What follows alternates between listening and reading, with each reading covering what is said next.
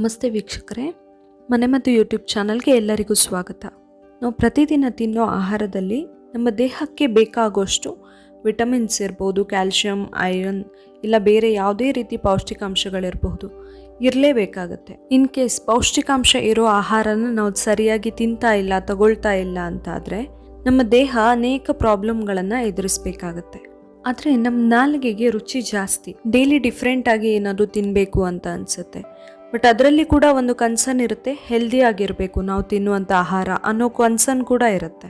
ಅಂತಹದೇ ಒಂದು ತುಂಬ ಟೇಸ್ಟಿ ಆಗಿರುವಂತಹ ಹಾಗೆ ನಮಗೆ ಬೇಕಾಗುವಂತಹ ಅನೇಕ ಪೌಷ್ಟಿಕಾಂಶಗಳು ತುಂಬಿಕೊಂಡಿರುವಂತಹ ಒಂದು ಆರೋಗ್ಯಕರ ಅಡುಗೆ ಮಾಡೋದು ಹೇಗೆ ಅಂತ ನಾನು ಇವತ್ತಿನ ಈ ವಿಡಿಯೋದಲ್ಲಿ ಹೇಳ್ತೀನಿ. ಅದೇನು ಅಂತ ತಿಳ್ಕೊಬೇಕಾ? ಈ ವಿಡಿಯೋನ ಪೂರ್ತಿ ನೋಡಿ. ನೀವಿನ್ನೂ ನನ್ನ ಮನೆಮದ್ದು ಯೂಟ್ಯೂಬ್ ಚಾನಲ್ನ ಸಬ್ಸ್ಕ್ರೈಬ್ ಮಾಡಿಲ್ಲ ಆದರೆ ಪ್ಲೀಸ್ ಸಬ್ಸ್ಕ್ರೈಬ್ ಮಾಡಿ, ಹಾಗೆ ಪಕ್ಕದಲ್ಲಿರುವ ಬೆಲ್ ಐಕಾನ್ನ ಕ್ಲಿಕ್ ಮಾಡಿ. ಇವತ್ತು ನಾನು ಹೇಳ್ತಾ ಇರೋದು ಒಂದು ಹೆಲ್ದಿ ಬ್ರೇಕ್ಫಾಸ್ಟ್ ರೆಸಿಪಿ. ಬ್ರೇಕ್ಫಾಸ್ಟ್ ಅಂದಾಗ ನಾವು ನಾರ್ಮಲಿ ಇಡ್ಲಿ, ದೋಸಾ, ಪೂರಿ, ಚಪಾತಿ, ಉಪ್ಪಿಟ್ಟು ಹಾಗೆ ಏನೇನೋ ಹೇಳ್ತಾ ಇರ್ತೀವಿ. ಆದರೆ ನಾನಿವತ್ತು ಇಲ್ಲಿ ಹೇಳ್ತಿರುವಂತಹ ಸ್ಪೆಷಲ್ ಟೇಸ್ಟಿ ತಿಂಡಿ ಏನಿದೆ, ಖಂಡಿತವಾಗ್ಲೂ ತುಂಬ ಜನಕ್ಕೆ ಇದು ಇಷ್ಟ ಆಗುವಂಥದ್ದು. ಯಾಕಂದರೆ ಇದರಲ್ಲಿ ಟೇಸ್ಟ್ ಕೂಡ ಇದೆ, ಹಾಗೆ ಆರೋಗ್ಯಕ್ಕೆ ಕೂಡ ತುಂಬ ಒಳ್ಳೆಯದು. ಸೊ ನಾನಿಲ್ಲಿ ಇವತ್ತು ಹೇಳ್ತಾ ಇರೋದು ಸಬ್ಬಸಿಗೆ ಸೊಪ್ಪಿನ ದೋಸೆ.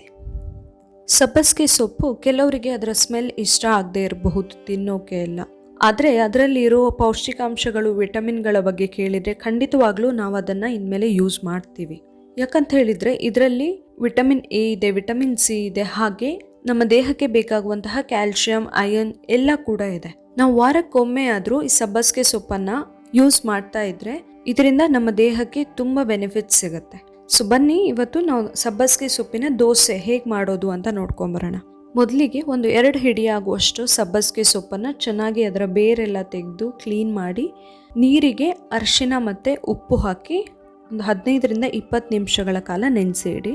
ಅದಾದಮೇಲೆ ಆ ನೀರು ತೆಗೆದು ಒಂದು 2-3 ಸರಿ ಮತ್ತೆ ಬೇರೆ ನೀರು ಹಾಕಿ ಕ್ಲೀನಾಗಿ ತೊಳಿರಿ. ಅದನ್ನು ಸ್ವಲ್ಪ ದೊಡ್ಡದಾಗಿ ಕಟ್ ಮಾಡ್ಕೊಂಡಿಟ್ಟಿರಿ. ಮೊದಲಿಗೆ ಈ ದೋಸೆ ಮಾಡೋಕ್ಕೆ ಬೇಕಾಗುವಂತಹ ಸಾಮಗ್ರಿಗಳು ಯಾವ್ದ್ಯಾವುದು ಅಂತ ನೋಡ್ಕೊಂಬರೋಣ. ಸಣ್ಣ ಲೋಟದಲ್ಲಿ 2 ಲೋಟ ಆಗುವಷ್ಟು ಅಕ್ಕಿ, ಒಂದು 2ರಿಂದ 2.5 ಗಂಟೆ ಹೊತ್ತು ನೆನೆಸಿಟ್ಟಿರೋದು, ಕ್ಲೀನಾಗಿ ತೊಳೆದು ನೆನೆಸಿಟ್ಟಿರುವಂತಹ ಅಕ್ಕಿ 2 ಲೋಟ, ಹಾಗೆ 2 ಹಿಡಿ ಆಗುವಷ್ಟು ಸಬ್ಬಸಿಗೆ ಸೊಪ್ಪು, ಅರ್ಧದಿಂದ 3/4 ಬೌಲ್ ಆಗುವಷ್ಟು ಹಸಿ ಕಾಯಿ ತುರಿ. ಹಸಿ ಕಾಯಿ ತುರಿ ಆದ್ರೆ ಟೇಸ್ಟ್ ಚೆನ್ನಾಗಿರುತ್ತೆ. ಹಾಗೆ ಅರ್ಧದಿಂದ 3/4 ಬೌಲ್ ಆಗುವಷ್ಟು ಬೆಲ್ಲ. ನಾನಿಲ್ಲಿ ತಗೊಂಡಿರೋದು ಆರ್ಗ್ಯಾನಿಕ್ ಬೆಲ್ಲ. ನಿಮ್ಮ ಟೇಸ್ಟ್ಗೆ ಕರೆಕ್ಟಾಗಿ ಬೆಲ್ಲನ ತಗೊಳ್ಳಿ. ಹಾಗೆ ಸ್ವಲ್ಪ ಉಪ್ಪು, ಟೇಸ್ಟ್ಗೆ ಬೇಕಾಗುವಷ್ಟು ಉಪ್ಪು. ಈಗ ದೋಸೆ ಹಿಟ್ಟನ್ನು ಫಸ್ಟು ರೆಡಿ ಮಾಡ್ಕೊಂಡ್ಬಿಡೋಣ. ನೆನೆಸಿ ಇಟ್ಟಿರುವಂತಹ ಅಕ್ಕಿನ ಹಾಕಿ, ತಗೊಂಡಿರುವಂತಹ ಅರ್ಧ ಬೌಲ್ ಆಗುವಷ್ಟು ಹಸಿ ತೆಂಗಿನಕಾಯಿ ತುರಿ, ಹಾಗೆ ಬೆಲ್ಲ, ರುಚಿಗೆ ಬೇಕಾಗುವಷ್ಟು ಉಪ್ಪು, ಮತ್ತು ನಾವು ದೊಡ್ಡದಾಗಿ ಕಟ್ ಮಾಡ್ಕೊಂಡಿರುವಂತಹ 2 ಹಿಡಿ ಆಗುವಷ್ಟು ಸಬ್ಬಸಿಗೆ ಸೊಪ್ಪು. ಇದಕ್ಕೆ ಸ್ವಲ್ಪ ನೀರು ಹಾಕಿ ನುಣ್ಣಗೆ ಮಿಕ್ಸಿ ಮಾಡ್ಕೊಳ್ಳಿ. ಹಿಟ್ಟು ಸ್ವಲ್ಪ ನೀರಿದ್ರೂ ಕೂಡ ಓಕೆ, ಅದನ್ನು ತುಂಬ ನುಣ್ಣಗೆ ಪೇಸ್ಟ್ ಮಾಡ್ಕೊಳ್ಬೇಕು. ನೋಡಿ, ಇದೀಗ ಸರಿಯಾಗಿ ನುಣ್ಣಗೆ ಪೇಸ್ಟ್ ಆಗಿದೆ.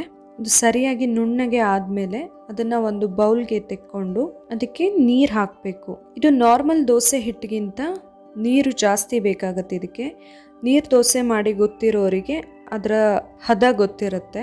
ನಾರ್ಮಲ್ ದೋಸೆ ಹಿಟ್ಟಾದರೆ ಸ್ವಲ್ಪ ತಿಕ್ಕಾಗಿರುತ್ತೆ, ಇದು ಹಾಗಲ್ಲ, ಇದು ಸ್ವಲ್ಪ ನೀರಾಗಿ ಇರಬೇಕು. ನೋಡಿ, ನಾನು ಇದಕ್ಕೆ ಒಂದು 2ರಿಂದ 2.5 ಲೋಟ ಆಗುವಷ್ಟು ನೀರನ್ನು ಆ್ಯಡ್ ಮಾಡ್ಕೊಂಡಿದ್ದೀನಿ. ಮತ್ತೆ ನೀರು ಹಾಕಿ ಕನ್ಸಿಸ್ಟೆನ್ಸಿ ನೋಡ್ಕೊಳ್ಳಿ. ನೀರು ತುಂಬ ಜಾಸ್ತಿ ಆದರೆ ಕೂಡ ಇದು ಸರಿಯಾಗಿ ಬರೋದಿಲ್ಲ ದೋಸೆ. ಸೊ ನೀರು ನೋಡಿಕೊಂಡು ಹಾಕ್ಕೊಳ್ಳಿ. ಈ ಥರ ಕನ್ಸಿಸ್ಟೆನ್ಸಿ ಇದ್ದರೆ ಇದು ಪರ್ಫೆಕ್ಟ್ ಆಗಿ ಬರುತ್ತೆ. ಈಗ ದೋಸೆ ಹಿಟ್ಟು ರೆಡಿ ಆಗಿದೆ.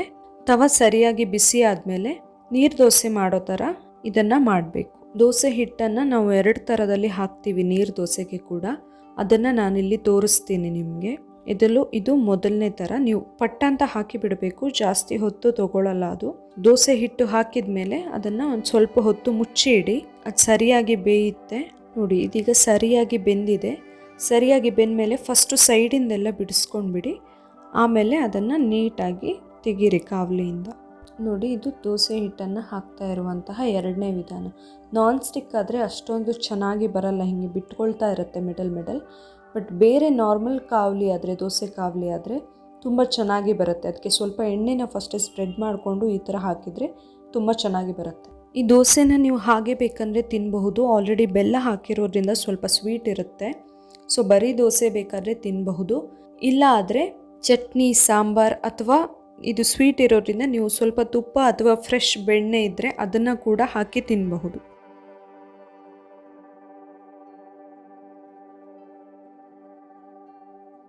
ನೋಡಿದ್ರಲ್ಲ, ತುಂಬ ಪೌಷ್ಟಿಕಾಂಶಗಳಿರುವಂತಹ ಸಬ್ಬಸಿಗೆ ಸೊಪ್ಪಿಂದ ಮಾಡುವಂತಹ ಒಂದು ಡಿಫ್ರೆಂಟ್ ಹಾಗೆ ತುಂಬ ಟೇಸ್ಟಿ ದೋಸೆ.